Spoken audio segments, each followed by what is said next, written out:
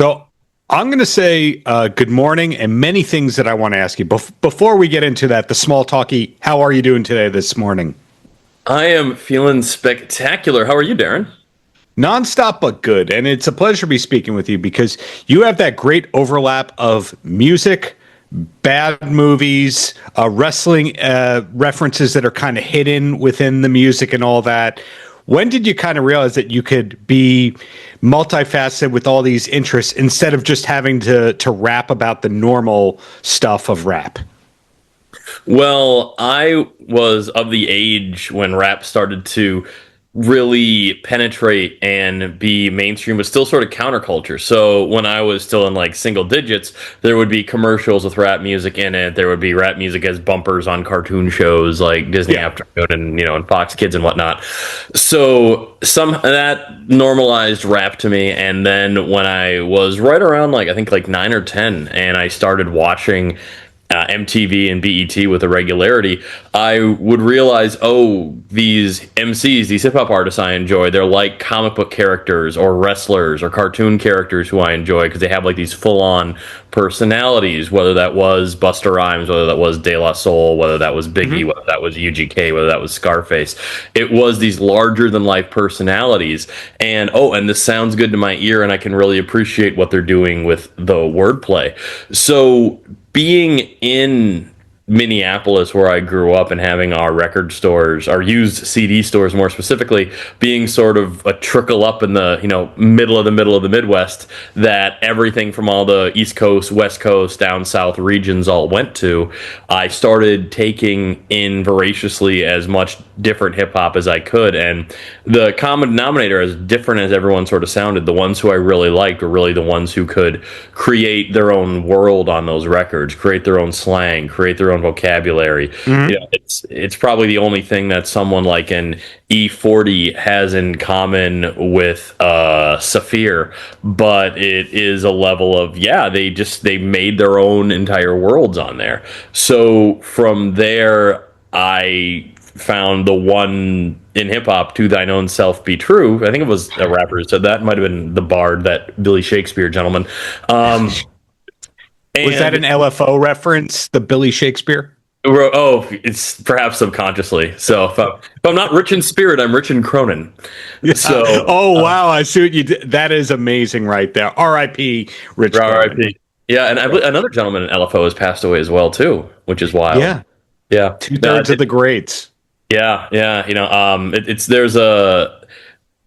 We could get off on such a tangent about Rich Cronin because I watched and just on the subject of wrestling, the backdoor pilot for Hogan Knows Best, Hulk Hogan's reality show, was a VH1 special called Hulk Hogan Stage Dad.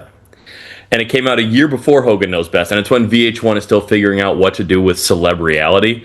And I revisited it after the Hulkster's passing last summer, and there's like this whole studio session where he's sitting there with Brooke Hogan, back when Brooke Hogan was under the Lou Pearlman umbrella. And it's such a fascinating watch because you realize just how VH1 is figuring out the language of what celeb reality television looks like. So you get these moments of, what feel like actual reality, and then you get to where they're beginning to sort of set the stage for what it could be. But I digress. Always happy to discuss those little pop culture tidbits. But but to get back to your original question, I just found that the most effective way to do hip hop is to be that level of authenticity, not just in the sense of keeping it real and saying that everything you say is like an audio documentation, or as Chuck D would say, CNN for the streets, which is true and it definitely can be. But I think another level of that authenticity is making something uniquely of your perspective that you could put forth, something that's true to what your artistic aspirations are. And with hip hop being one of the last few American mediums that is not been homogenized, where you can still hear that family tree in different regions and different parts of the country, mine just happened to plant its roots in Tromaville. Well, before I ask you about the Troma Project, my theory, where I thought you were going to go with that, was Weird Al. I do love Weird Al. Weird Al is tremendous. Thankfully, I was able to see him live in 2000 at the Running with Scissors tour. Great tour. Great tour. And I wrote a piece actually when I was writing for the Village Voice about at that point every rap parody on his albums. And yeah, I think Weird Al to a degree can tap into what makes rap things sound so different. Because I think now in a post Napster world, where when people do their rap parodies and their rap satires, they just be like, "Hey, I want to put this funny word in place of this other thing." But Mr. Yankovic really understood the nuances and flows, and I think that's really what has it on a level of like artistic parody, like whether it's him doing the Nelly parody, the Iggy Azalea parody, even like on even worse, there's the Beastie Boys parody, Twister.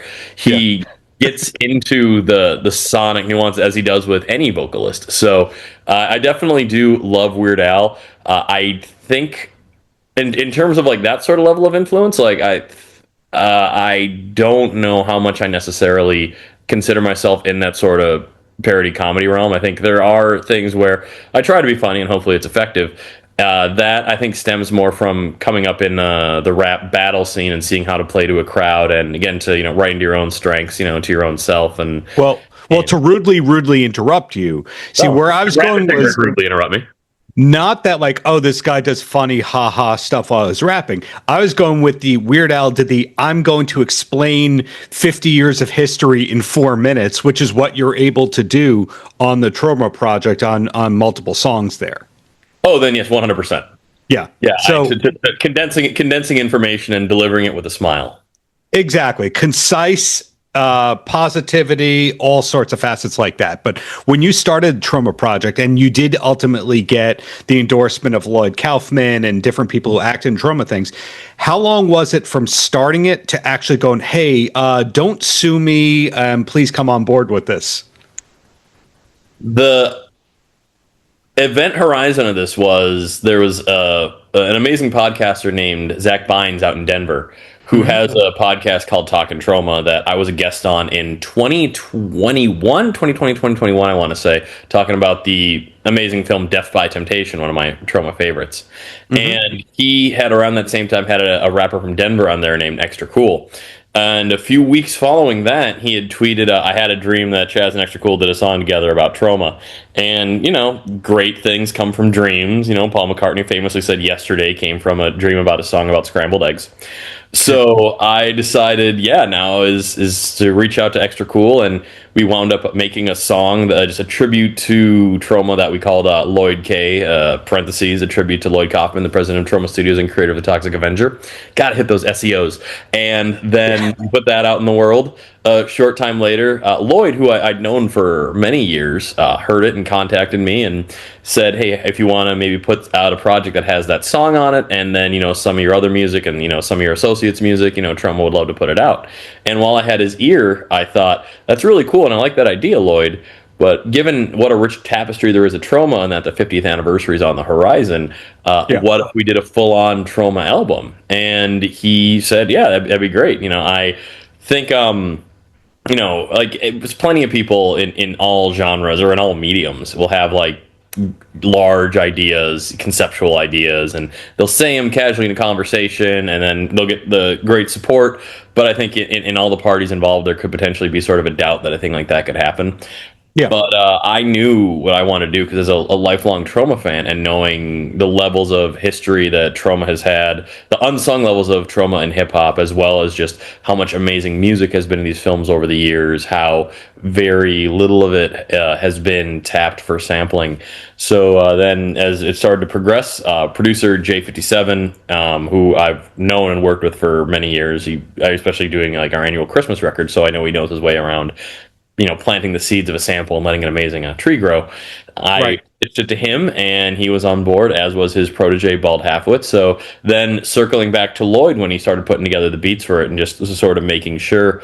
And Lloyd said, yeah, as long as, the music rights they had for those films, the films in the Troma library, is they're allowed to do whatever with the sound with it as long as it's to promote the film. And since this is an entire project under the Troma banner, just about every sample on there is something that with the music rights we are allowed to sample. And then the small amount that wasn't, being able to reach out and get the permission from that too was really cool. So we're all very fortunate. And so so we try to get like that right off the bat, because there's nothing worse than working hard on something and then finding out, oh, that's a great idea, legally you absolutely cannot do this. Because really, how many other other than the tremendous project that the producer Madlib did with Blue Note, where he just sampled the Blue Note catalog, I don't know how many other studios or entities would be so open to sampling, but that's just how Troma's always been with their fans, not putting copy protection on their VHS and DVDs so fans could, make their own copies, do what they wanted with them, and sharing that art around there. And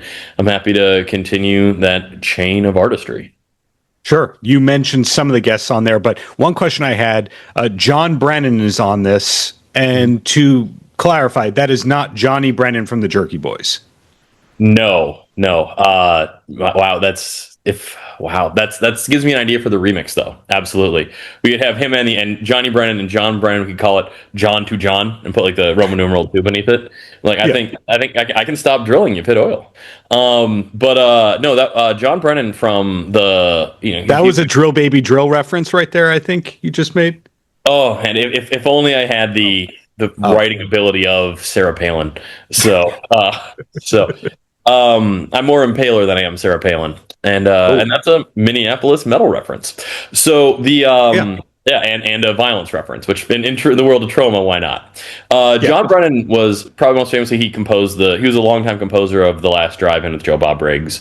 He did the theme for the show, and in 2023, like when we, as in J57 and Bald Halfwit and myself, were deep into making this album, I went out to the Drive-In Jamboree, Joe Bob's celebration of drive-in movies. It was at the Windward Drive-In in Las Vegas, and they had an onstage rap battle. They called it a drive-in rap battle there. And while there, I was talking with, because I entered it, and I was speaking with Mr. Brennan, and he has this history in Troma, so we're just casually talking, and we both shared a mutual friend in a gentleman named Zach Amico, who he's been in the last several Troma projects, the Nukem High sequels and such, working with Brennan closely. And I'd known him because when I was a senior at NYU, he was in my dorm.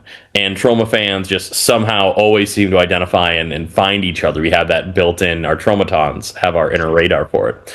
So we hit it off immediately on that point, and I brought up the Troma album, and he says, "Oh, can I have a verse on that?" And I'm like, "Sure, absolutely, musical genius."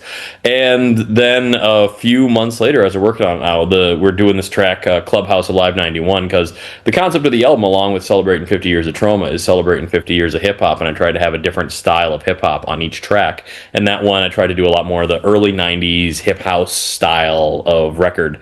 And I figured John Brennan is such a great chameleon in terms of having such a range of musical ability.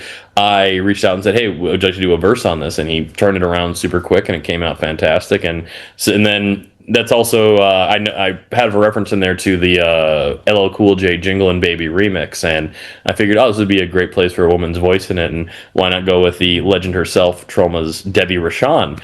And as someone who, back in 2001, when you're 15 years old and you're on eBay and you have, just license to do anything, I purchased a terra firma, one of the original 8x10 black and white photos of her, and then I reached out to her over email. And because the internet was, I can't tell if it was a less innocent or more innocent place that allowed for things like this to happen.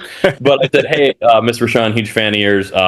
If I send this 8x10 of yours to your P.O. box with a self-addressed stamp envelope, will you send it back to me?"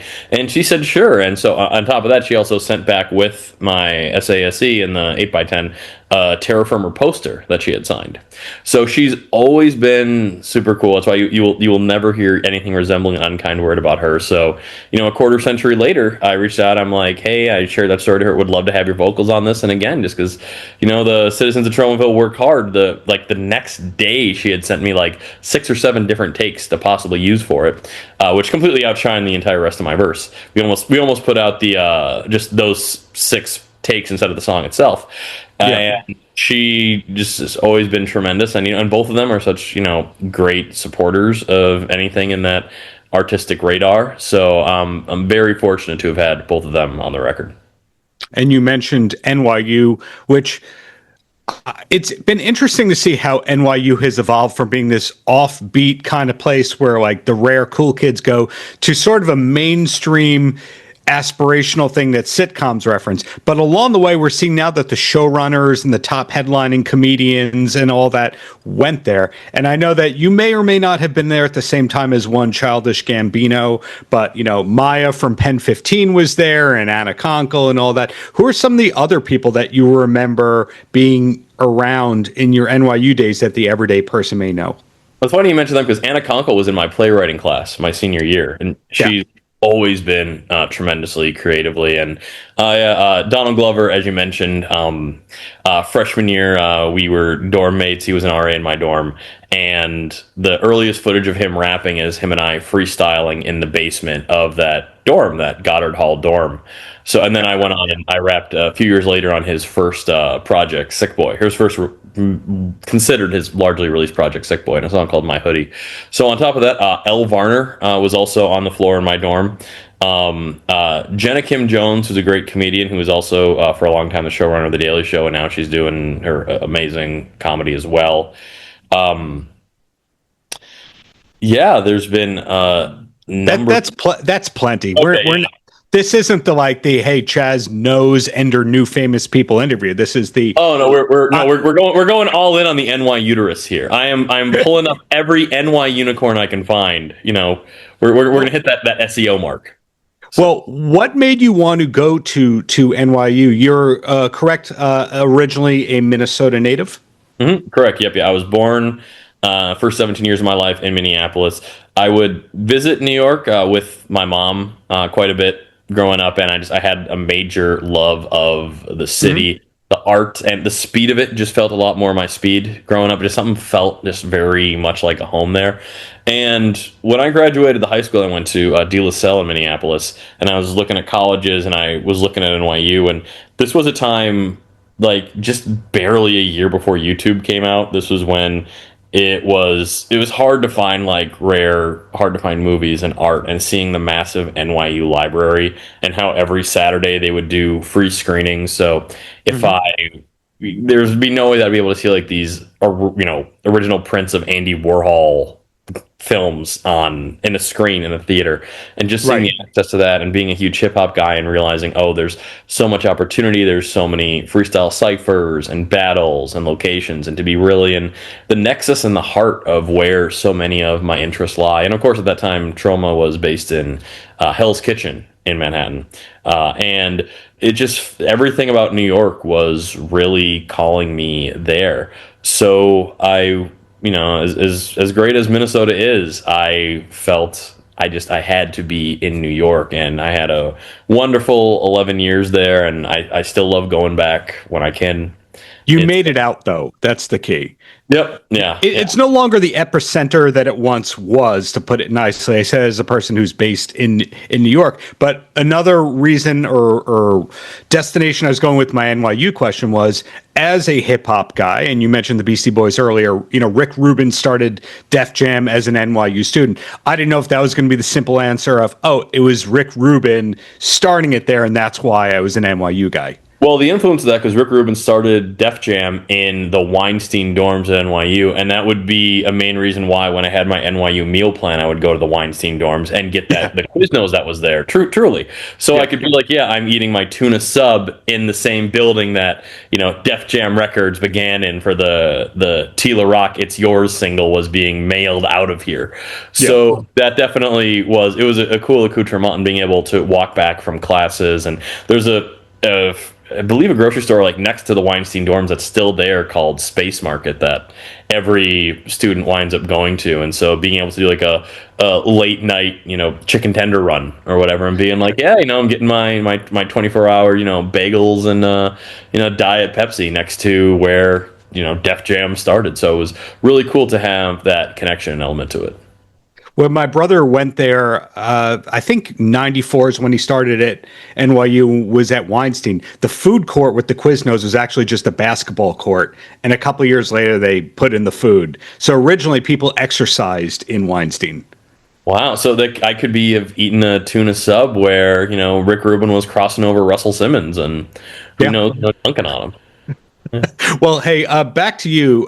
So again, Troma Project is the latest, not the only thing that you work on, et cetera. And an ambitious project that took you a lot of time and energy. But what is 2026 looking like for Chaz? Anything and everything I can. I think there's definitely a level with the Troma spirit I have just across everything.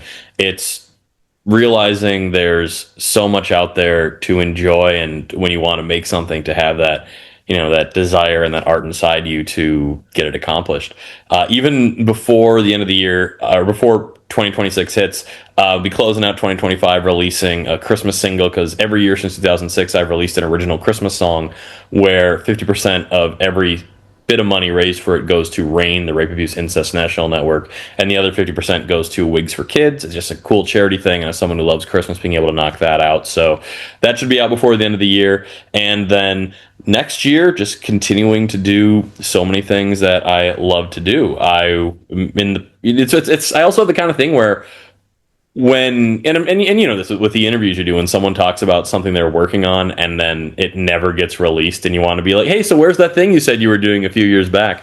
But so I don't want to speak in like too many absolutes of things that are coming out, but I definitely want to do more in the realm of filmmaking and film in general. I made a feature film when I was a freshman in high school.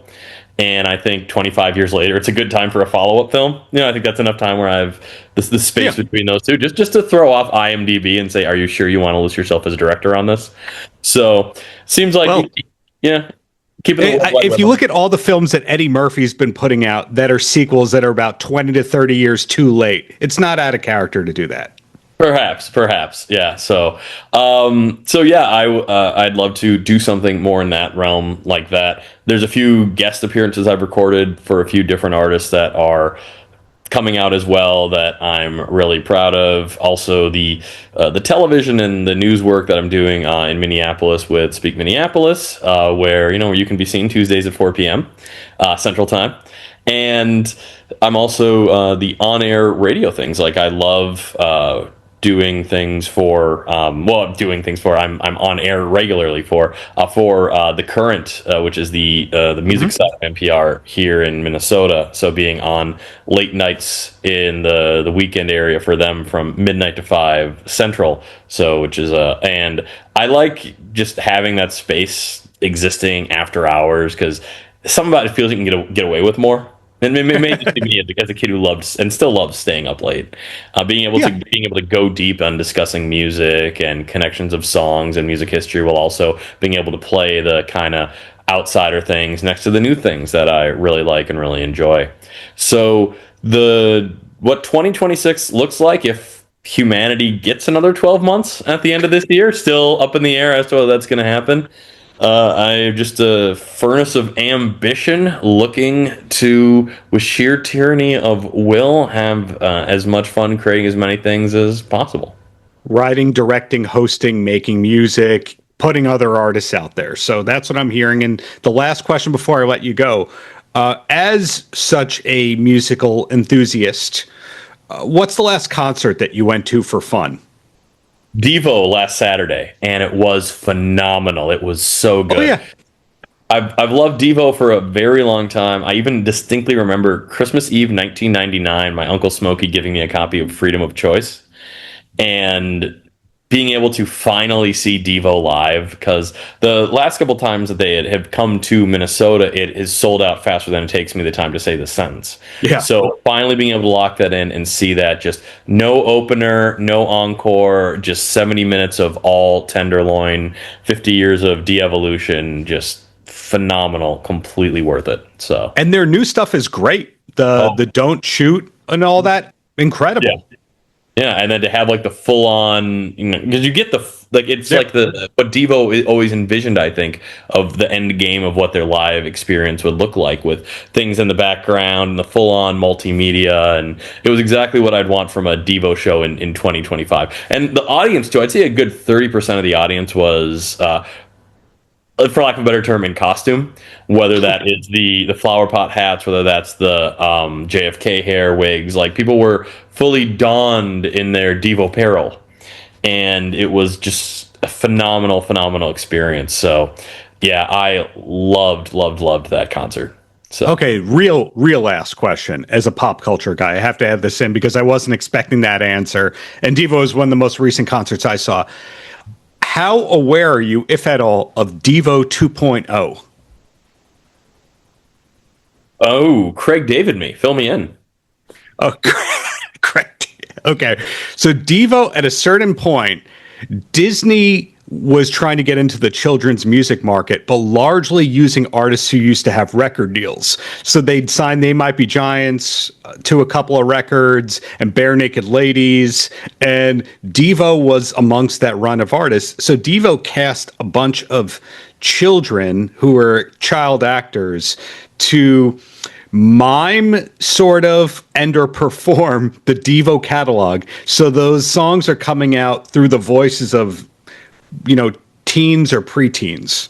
And some of those kids have gone on to be real working actors, like maybe the drummer of Haim, maybe he was in Devo 2.0.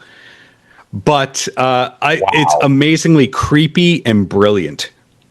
Yeah, that seems like when those child adult artists come out, that's kind of the line where it's walked. Like, Rap-A-Lot Records had the Baby Ghetto Boys in the early 90s. And wow. And then it also has me thinking of that period when Kids Bop wasn't super monitored. Like, so you had like children singing Float On by Modest Mouse or Evanescence's Bring Me to Life. Nothing beats 5-year-olds singing Save Me from the Nothing I've Become. The rap part, of course, we're talking about. Oh, yeah, definitely. Yeah. I'm very curious now about Devo 2.0, and then would Devo 3.0 then, like, are they currently in utero at the moment? Like, could we have the, Devo Feti? I think we know your next project. And I think it's going to be, and instead of surround sound, it's going to be an ultrasound. Wow, that was quick, Chaz. Well, hey, bottom line is this.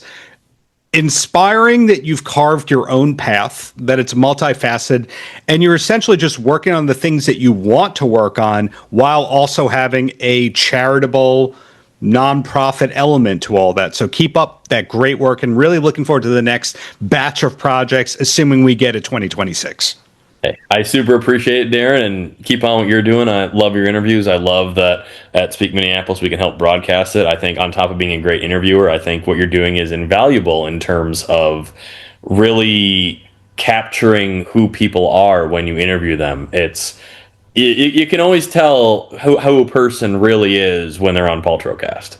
And I think you do a tremendous job of that. And when you think about even some of these artists who are unfortunately no longer with us, like your Mojo Nixon interview, that springs to mind. It really shows how important it is what you do and what a great job it is doing it, and how enjoyable it is as well. It's very few have really shown what interviewing can be like as an art form and as entertainment and as important historically, like you can. So I just want to say thank you for allowing me to now be amongst the Paltrocast annals.